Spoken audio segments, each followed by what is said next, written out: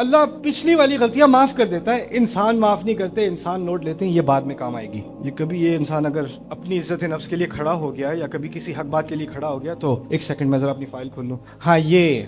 ادھر بتانا ذرا، آپ آگے سے بےزتی کرنا، اس کی غلطی بار بار نکال کے اس کو ریڈیوس کرنا، یہ فرعون کا طریقہ۔ دو باتیں موسیٰ نے کی تھی نا، اس کے جواب میں فرعون نے دو تین باتیں کی تھی، اس کو بھی دو ہی سمجھ لیں۔ ایک کہی تھی کہ تم ناشکرے ہو، یہاں پہ رہے ہو پھر بھی ایسی بدتمیزی کرتے ہو، تو بدتمیزی کی بات کی تھی، ناشکری کی بات کی۔ دوسری کی تھی کہ تم نے قتل کیا ہے اور کہ اس کے بارے میں کیا کہو گے، تم کون ہوتے ہو صحیح اچھی بات کرنے والے، تم خود قاتل ہو۔ یہ قرآن نے اس لیے ذکر نہیں کیا کہ ہمیں ایک بہت قدیمی شخصیت کے بارے میں کوئی معلومات مل جائیں، ہر بات میں اللہ تعالیٰ وہ ہدایت دیتا ہے جو ہمیشہ کے لیے آپ کو، جب آپ حق کی بات کرو گے تو آپ کہا ہے نا وَتَوَاصَوْا بِالْحَقِّ وَتَوَاصَوْا بِالصَّبْرِ، تو اب اس کو سمجھنے کی کوشش کریے۔ اس کی ایک پریکٹیکل مثال ہے یہ کہ دیکھیں آپ نے حق بات کرنی ہے تو آگے سے جو آپ کو سننے کو ملے گا نا تو وہ حق کی بات کہیں غائب ہو جائے گی، آپ کا دماغ کہیں اور ہی چلا جائے گا۔ لیکن موسیٰ علیہ السلام نے بھی یہی کہا تھا کہ جب مجھ سے یہ ایسی بات کرے گا تو میرا سینہ کیا ہوگا، تنگ ہو جائے گا، جو بات میں کرنے آیا تھا وہ مجھ سے کری نہیں جائے گی، کیونکہ اگر آپ کا سینہ تنگ ہو جائے نا تو آپ نے صحیح بات بھی کرنی ہے وہ منہ سے نہیں نکلتی، آپ کا فلو ختم ہو جاتا ہے، آپ کی لاجک ختم ہو جاتی ہے، دماغ کے وہ دروازے بند ہو جاتے ہیں۔